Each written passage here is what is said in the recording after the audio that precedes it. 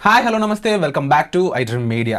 మరొకసారి అమెరికన్కి సంబంధించిన హైకోర్టులో స్టే పడింది. అయితే last time birth right citizenship మీద పడిన ఏ స్టే అయితే ఏదైతే ఉందో, ఈసారి H1B ఫీజుకి సంబంధించి అయితే ఈ స్టే పడడం జరిగింది.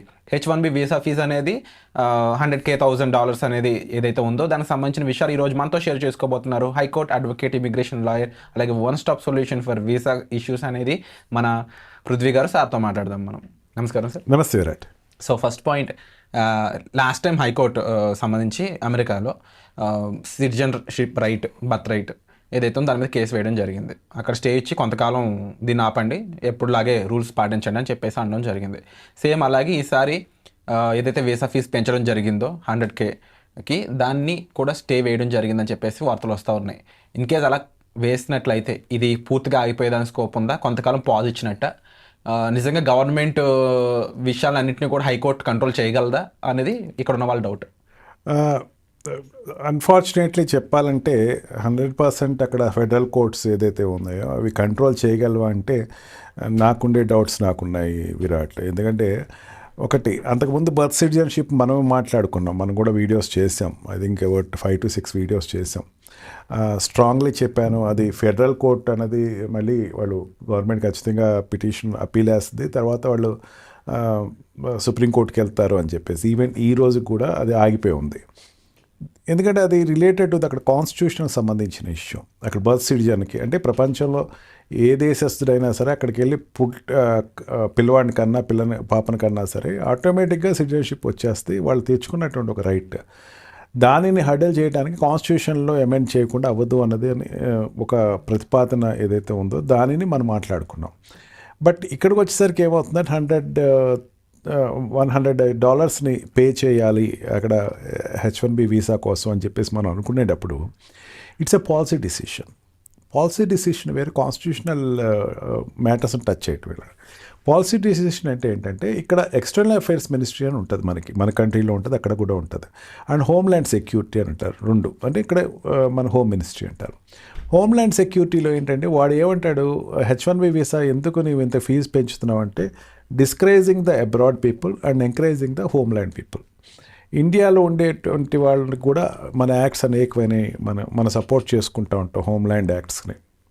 ఏమంటామంటే ఒకవేళ మన కాంపిటేటర్ కనుక అక్కడ ఉన్న లోకల్ సిటిజన్ కాంపిటేటర్ కనుక బయటవాడంటే ఇంకో దేశస్తుడైతే ప్రయారిటీ అండ్ ఇంపార్టెన్స్ ఆ కంట్రీకి ఇవ్వాలి అని చెప్పేసి ఒక సిద్ధాంతాన్ని వాడు ప్రకటించి $100 అనేది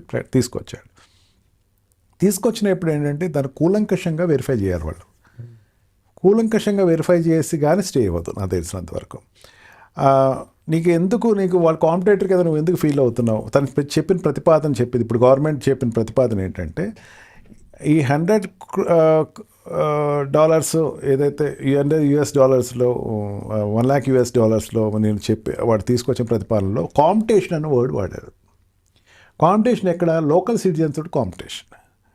లోకల్ సిటిజన్ కాంపిటీషన్ వచ్చినప్పుడు ఇతర దేశస్తులకి కన్నా మన సిటిజన్స్కి ఎక్కువ ఇంపార్టెన్స్ ఇవ్వటం కోసం, డిస్కరేజ్ చేయడం కోసం నేను $1 lakh అనేది నేను చెప్పాను అన్నప్పుడు కోర్టు కూడా ఒకసారి పాజ్ అవుతుంది. కంట్రీ బెనిఫిట్ ఎవరి కోసం కోరుకుంటుంది? వాళ్ళ లోకల్ సిటిజన్ కోసం కోరుకుంటుంది. దానికి వ్యతిరేకంగా కనుక నేను స్టే ఇస్తే కనుక ఇక్కడ ఉండేటువంటి జనాలందరికీ ఒక రకమైనటువంటి రాంగ్ మెసేజ్ వెళ్తుందేమో అన్న ఫీలింగ్ ఒకటి ఎక్స్ప్రెస్ చేస్తే, ఫెడరల్ కోర్ట్స్లో ఎప్పుడు కూడా అక్కడ యుఎస్ బర్త్ సిటిజన్స్ జడ్జెస్ కింద ఉంటారు. వాళ్ళ మైండ్ సెట్ ఎప్పుడు కూడా వాళ్ళ కంట్రీకి కొంచెం ఇబ్బంది కలుగుతుందంటే ఒకసారి ఆగుతాడు. మన ఇండియాలో కూడా అదే పరిస్థితి. ఇండియాలో కూడా పాకిస్తాన్ వాడికి ఇండియాలోకి వచ్చి, ఇక్కడ బంగ్లాదేశ్ వాడు ఇప్పుడు ఇండియాలోకి వచ్చి వాడికి రైట్స్ కోసం ఏదైనా ఫైట్ చేసేటప్పుడు ఇండియన్స్కే ముందు ప్రయారిటీ ఇస్తారు. అందుకని అంత ఈజీగా స్టే వచ్చేస్తారైతే నేను అనుకోలేను. బట్ ఒకటి, అక్కడ ఉండేటువంటి I interacted with many US advocates contact అయినప్పుడు వాళ్ళు ఏమన్నారంటే ఈ కొన్ని టెక్నికాలిటీస్ని వాళ్ళు అబ్జెక్ట్ చేశారు. దేన్ని అబ్జెక్ట్ చేశారు? ఆల్రెడీ ఒకసారి ఈ $1 lakh కడితే సరిపోద్ది, సెకండ్ టైం థర్డ్ టైంకి అక్కర్లేదు అన్నదానికి వాళ్ళు అబ్జెక్ట్ చేశారు. దాన్ని క్లారిఫై చేశారు, ఒకసారి కడితే సరిపోద్ది అనుకున్నారు. అండ్ ఫ్లైట్స్ ఆల్రెడీ రిజర్వ్డ్ అయిపోయిన వాళ్ళకి, ఆల్రెడీ వచ్చే వాళ్ళకి, ఇప్పుడు ఆ డెడ్ లైన్ డేట్ ఏదైతే ఉందో ఆ డేట్ దాటి వచ్చే వాళ్ళ కోసం అని చెప్పి కాస్త యాక్సెప్ట్ చేయండి అన్నారు. దాని వరకు ప్రమోషన్, దాని వరకు అంటే ఆల్రెడీ H1B వచ్చేసింది. వచ్చేసి వెళ్ళే వాళ్ళకి $1 lakh కట్టక్కర్లేదు అన్న దాని మీద వాళ్ళు అక్కడ కోర్టుకు వెళ్ళారు. దానికి అయితే వాళ్ళు ఫేవర్గానే వస్తుందని చెప్పేసి నేను అనుకుంటున్నాను. వాళ్ళ వరకు they can come to go to US country and can continue. కొత్తగా H1B వీసా తీసుకోవటం కోసం వెళ్ళిన వాళ్ళు అంటే ఈ టర్మ్ కాదు అది, ఈ టర్మ్ వాళ్ళకి గ్రీన్ సిగ్నల్ రావచ్చు, 100% వీళ్ళు వెళ్ళిపోవచ్చు కూడా, ఎందుకంటే H1B వీసా వచ్చేసింది. Now I have to go. నేను $1 lakh కట్టాలంటే వాళ్ళకి మాత్రం రిలాక్సేషన్ వస్తుంది. ఫ్యూచర్కి వచ్చేసరికి మాత్రం ఇది హడ్డలే అవుతుంది.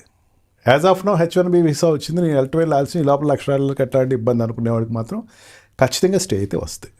సో ఫైనల్గా ఒక కంక్లూజన్ అయితే ఇచ్చారు మీరు కూడా.